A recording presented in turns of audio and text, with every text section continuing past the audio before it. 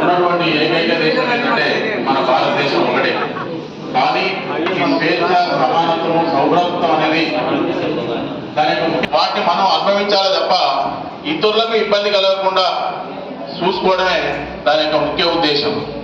స్వేచ్ఛ ఉందని, సమానత్వం ఉందని, సౌభ్రత్వం ఉందని ఆ యొక్క విషయాలని మనం గ్రహించి అది దేనికోసం, కేవలం నీ యొక్క వ్యక్తిగత జీవితం కోసం, దానికోసమే వాటిని ఉపయోగించుకోవాలి తప్ప నువ్వు ఏదో స్వేచ్ఛ ఉండాలనే ఉద్దేశంతో ఎదుటి వ్యక్తులకు మాత్రం ఇబ్బంది కలిగించకూడదు. ఆ విషయాన్ని ఖచ్చితంగా గ్రహించాలి. మరి మరొక ఉద్దేశం ఏంటంటే, ఈరోజు కళాశాలలో చదివేటటువంటి విద్యార్థులు ఇన్ని రోజుల నుంచి గ్రామీణ ప్రాంతాలలో స్కూళ్ళలో చదువుకొని విచ్చలవిడిగా ఆ యొక్క తల్లిదండ్రులేమో కాయకష్టం చేసి వారి వారి పనులకు వెళ్తుంటే మీరు ఆ రోజు స్కూల్కి వెళ్ళలేదా అనే విషయాన్ని గ్రహించరు వాళ్ళు. అలా స్వేచ్ఛగా తిరిగి మీ ఇష్టానుసారంగా బడికి వెళ్ళి మళ్ళీ ఇంకొకటి ఏంది, ఇప్పుడు కొత్తగా ఉన్నటువంటి వాళ్ళు స్టూడెంట్ని కొట్టకూడదు అనేటువంటి నిబంధన. ఆ నిబంధన వల్ల ఈరోజు ఒక ఉపాధ్యాయుడు కర్ర పట్టకపోవడం వల్లనే ఈరోజు దేశ ద్రోహులు తయారవుతారు మన యొక్క దేశంలో. మరి అదేవిధంగా ఆ ఉపాధ్యాయుడు కర్ర పడితే ఈరోజు పోలీసు వాళ్ళకు కర్ర పట్టాల్సిన అవసరం రాదు, తుపాకీ పట్టాల్సిన అవసరం రాదు.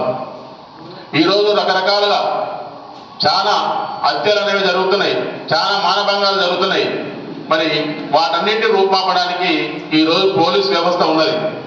మరి అదేవిధంగా ఈరోజు మనం స్వేచ్ఛగా సమానత్వము మరి సౌభ్రత్వం ఉంటున్నట్టే దానికి కారణం ఏంటి, మన సరిహద్దు దేశాలలో కూడా ఎవరున్నారు, అక్కడ సైనికులు ఉన్నారు. వాళ్ళందరూ మనల్ని కాపాడుతున్నారు. వాళ్ళు ఆ విధంగా సైనికులు కానివ్వండి, వైమానిక దళాలు కానివ్వండి, మరి పోలీస్ వ్యవస్థ కానివ్వండి, వాళ్ళందరూ ఉండడం వల్లే మనం ఈరోజు స్వేచ్ఛ, సమానత్వం, సౌభ్రత్వంతో ఈరోజు కలిసిమెలిసి ఉండగలుగుతున్నాం. మరి కానీ ఈరోజు మీరేంది, మన యొక్క ఏదో 10th క్లాస్ వరకు చదివినాం, ఏదో ఇంటర్మీడియట్ జాయిన్ అయిదాం, ఇంటర్మీడియట్ వ్యవస్థలో ఏదో కోర్స్ చేసుకుందాం, ఏదో 2 సంవత్సరాలు టైంపాస్ చేద్దాం, వెళ్దాం అనే ఆలోచన మీకు ఉంటుంది. కానీ మీ యొక్క తల్లిదండ్రుల యొక్క ముఖ్య ఉద్దేశం ఏంది, మా పిల్లలు మేము చేసేటటువంటి పని, మేము పడేటటువంటి కష్టం అనేది పడకుండా మీరు సుఖవంతమైన జీవితాన్ని గడపాలనే ఉద్దేశంతో మిమ్మల్ని కళాశాల పంపిస్తున్నారు. కానీ ఆ విషయాన్ని ఆలోచించారు. మీరు వీడికి వచ్చి ఒక్కోరికి అంటే అమ్మాయిలు కానీ అబ్బాయిలు కానీ ఇగోలు పెంచుకొని ఏం చేస్తారు, గొడవలు పడడం, ద్వేషించుకోవడం, కొట్టుకోవడం, విమర్శించుకోవడం, ఇవన్నీ జరుగుతాయి.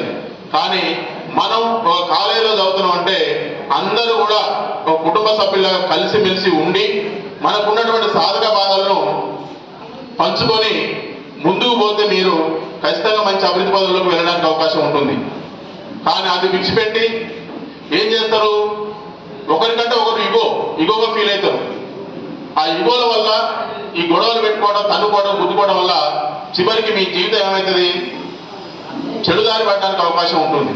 కాబట్టి అలాంటి ఆలోచన ఉన్నటువంటి వ్యక్తులు ఎవరైనా అమ్మాయిలు కానీ అబ్బాయిలు కానీ అవి మానండి. ఇది ఒక చిన్నది కథ చూడండి బాబు. అంటే పీజీ స్థాయిలో ఒక ప్రొఫెసరు ఇలానే క్లాస్లో ఉన్నటువంటి పిల్లలు ఒకరంటే ఒకరికి పడకుండా గొడవ పడడం, తన్నుకోవడం, గుద్దుకోవడం, విమర్శించుకోవడం వల్ల ఆ సార్ ఏం చేసినట్టు, లెక్చరర్ ఏం చేసినంటే క్లాసులో ఉన్నటువంటి విద్యార్థులందరికీ కూడా ఒకటి పెట్టిండు. ఏమని పెట్టిండు, ఒక సలహా